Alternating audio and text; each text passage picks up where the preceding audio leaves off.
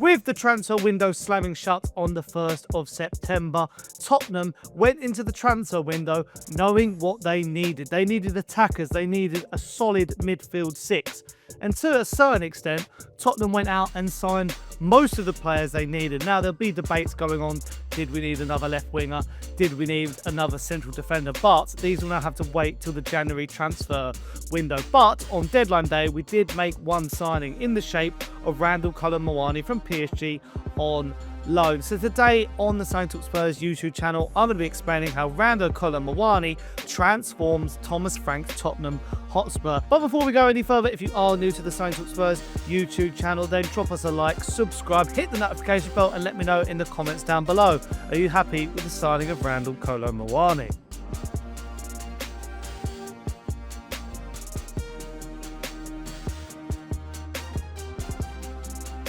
So yeah, I am quite happy with the signing of Randal Kolo Muani. I've been touting it for many years. I'm actually going to show you a few example clips of how long I've been touting this player for. And that's why you probably saw and guessed in the title, I'm a big advocate for Tottenham signing Randal Kolo Muani. So rumours started spreading on Twitter, social media, online, the interwebs, all that sort of stuff, that Spurs are being linked with Kolo Muani.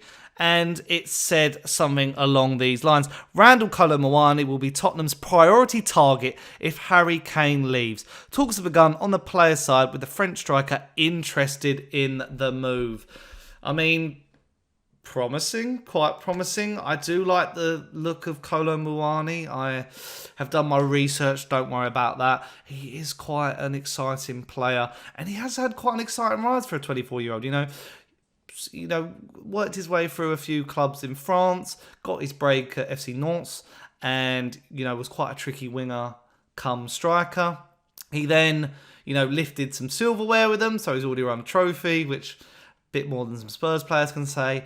And, he got that move to Eintracht Frankfurt. If we look at his strength and weaknesses, he's a good dribbler. That's obviously really, really vital in an Ange Postecoglou system. Key passes, that's obviously really good because we need to sort of have those sort of players who can sort of really find those dangerous passes. And his finishing is supposedly strong, according to Who Scored. So that is, vital. But obviously his goal scoring record hasn't been amazing. His weaknesses are holding onto the ball, which, a striker sometimes in the Ange Postecoglou system has to do. Look at Dominic Solanke's work. Crossing and defensive contribution. So as a winger, it'd be good if he could track back a little. And Randal Kolo Muani's style of play, he likes to dribble, he gets fouled often, likes to do layups, likes to play short passes, and commits fouls often. So he is a mixed sort of player, which is interesting to see. He can offer something that we don't necessarily have, and we could actually, we do actually need in a different position. So I am quite interested in this. There's not many other options out there at the moment. The forward market in the summer is usually a struggle. So at this time of year, it's even harder. So I like it. I think it makes sense. If we could get a loan. Bringing us up now to the present day, and about 6 months ago I was saying that Randal Kolo Muani should have signed for us, and many people back then were saying, but Sonny, he hasn't got that much under his belt. He had a good spell at Frankfurt. PSG was a bit, iffy, spent a lot of time on the bench. But after his recent loan spell at Juventus, where I think he scored, quite a good goal-to-game ratio, I think now this is the time for Spurs to really get the most out of this player. Je m'appelle Randal Kolo Muani et maintenant je joue chez les Spurs. Je suis très content d'y jouer, très satisfait, je suis très fier et j'ai très hâte de rencontrer mes coéquipiers et tous les fans pour commencer à jouer. Je suis une personne qui me bat énormément pour le maillot, je me bats pour les fans, pour le club, pour le maillot. J'espère ramener énormément de buts et 2 points s'il faut dans mon nouveau club. Je le connais déjà très bien, on avait déjà discuté auparavant et il m'a parlé du projet et ça m'a vraiment attiré et je pense que maintenant c'est à moi de démontrer toutes mes qualités sur le terrain.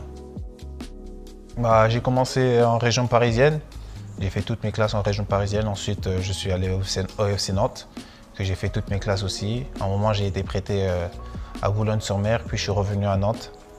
Et après Nantes, je suis parti à l'Eintracht Frankfurt. J'ai fait 1 an, j'ai signé au Paris Saint-Germain. J'ai fait mes 3 années, sauf l'année dernière, j'étais prêté à la Juventus de Turin. C'était un très très bon souvenir avec des très très beaux fans, un public qui pousse énormément. J'ai que des bons souvenirs et j'ai hâte de jouer et de les rencontrer. J'ai juste hâte de commencer. J'ai beaucoup vu ce genre de championnat à la télé. Maintenant, j'y suis et j'ai très très hâte de fouler les pelouses pour commencer à jouer et montrer de quoi je suis capable pour mon nouveau club.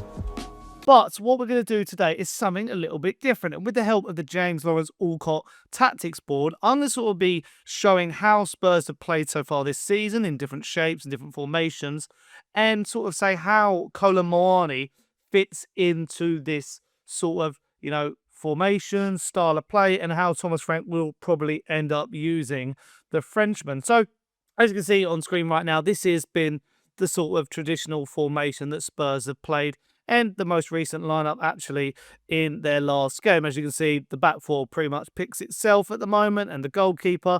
And in the game against City and also Bournemouth, we played a flat three really of Palhinha and Sarr and Bentancur, but Sarr sometimes has pushed on.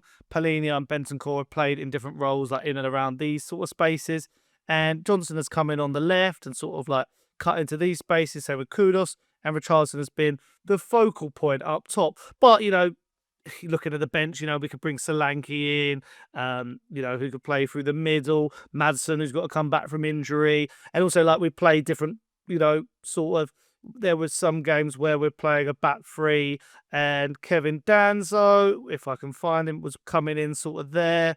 And then we ended up playing a front two of Richarlison and Kudos. So we have sort of mixed it up already a lot this season, playing different sort of shapes. And even we've got to think of, what the best and the next best sort of Spurs side will be. And if you think about it, if you take Danzo out of this area and put the players in there, and we'll end up playing something maybe along the lines of, a 4-3-3, you could say, maybe a 4-2-3-1, you could call it. But then what we also can expect is obviously the new signings of Xavi Simons as well as Randal Kolo Muani. And how does that look? Well, what you'd probably do is you drop one of these midfield three. Let's say Bentancur makes way. You then have Sarr as more of an 8 and Palhinha as the 6. Xavi Simons goes into that 10 position.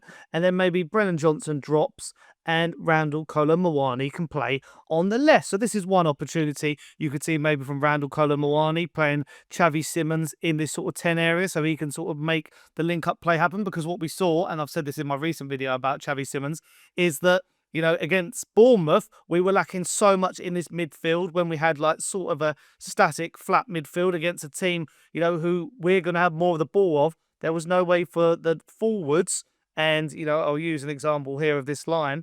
There was no way to make passes like here or into the channels. It was sort of very, very static, which was quite frustrating, actually. So it ends up being that you think, if we do have a Xavi Simons there and a Randal Kolo Muani there, what is quite beneficial of Randal Kolo Muani is people say, is he a striker? And why didn't we actually go for a winger? But he's so versatile, which is helpful. He can also play in this sort of half space here where he'll be going directly into the box, dribbling as well, sort of rotating with Richarlison. We actually saw some games a couple of seasons ago for Ange Postecoglou where Richarlison was playing on the left-hand side. And Richarlison does like to drift in as well. There was a great game against Liverpool where we beat them 2-1 in controversial circumstances, where Richarlison assisted Son in this sort of position here. And then Randal Kolo Muani will be the one to tap it in, hopefully. But also there's another opportunity for Spurs to play a different sort of shape. And I was just talking about it there. And I mean, we could also say Xavi Simons could play out there. But say, Richarlison, he started the season well. Say he's not having a good time of it. We then have him through the middle. We have Kudos there. You could then bring someone in on the left-hand side. Let's just say we'll go with Odobert, maybe a different sort of dribbler. And then we're going to say with a free at the back, and you bring in a Kevin Danzo, where I will slot him in to the middle. I'll put him on the right centre-back. I think that makes a bit more sense. And then maybe you have Sarr and Palhinha holding. And then you could also have like opportunities for Xavi Simons to just play in behind, and then you sort of drop the older bear and you then move and have a front two like we had against PSG. But then also, if you wanted to change Xavi Simons up, you could then bring in a Benson Core like we did earlier in the season. And like, then you've got option to then, you've got some pace, you've got some dribbling. Kolo Muani offers something a bit different to say, what's good about Kolo Muani is if you actually stack up him, Solanke, and Richarlison, they're three different forwards with three very different attributes. Solanke, I'd say, is better at dropping deep. So you could imagine, look, let's set it up. Let's remove Danzo from the picture. Let's say we'll go with the traditional 4-2-3-1. So let me keep it so Sarr is in the team with Paulinho. We'll drop Benson Core. We'll bring back Xavi Simons, and we'll keep Kudos in the team. And then we'll let's get Odebear back in for the time being. So if you look at it, so Xavi Simons is that one. And so Kolo Muani, this is him here. He'll be operating like a lot in sort of these areas in and around the box. He'll be able to dribble from deep. He'll be able to pick the ball up and sort of, go into the area and then, waiting for the likes of Kudos to dribble in and deliver to him as well. Then you'll have, Dominic Solanke, which who offers something a little bit different as well. Whereas he would be here and he will offer something, he'll maybe be dropping into these areas. So maybe there's some times where you don't play a Xavi Simons as deep, but Xavi Simons can sort of work in these sort of spaces. And then you've got Odebear, and Kudos working so that they work the flanks, and Kudos gets delivered with balls from Solanke from around these areas. But then you've also got Richarlison who can work in this team. And Richarlison offers us something where he's better in these sort of areas where Kudos can then get to the byline, cross it in, and we see the goal like we saw against Burnley. So I feel like there is just an absolute plethora of different options now for Tottenham going forward. And we were saying about creativity, we were saying about different options going forward, but these different forwards offer so much different versatility. And if you think a lot of them can play off the left, a lot of them can play on the right, Kudos can play in the 10. There's so much going on there that I think it is perfect for Spurs to really be able to create a lot more. So I'm really happy that I think these acquisitions are perfect. And I just think Randal Kolo Muani, for a loan that we haven't really paid anything for, if it works out, we go back in for him. If it doesn't, then we sort of say no. So I'm really happy with this deal. But you guys will have to let me know in the comments down below. Are you happy with the Randal Kolo Muani deal? Do you think we actually needed a left winger? Because there's sometimes maybe an Ademola Lookman might have been better on the left, and Kolo Muani could then have been an out-and-out forward. Let me know all your thoughts in the comments down below. And if you have enjoyed, leave a like, subscribe, hit the notification bell. Until next time, out the Spurs. I'll catch you guys pretty soon. Bye.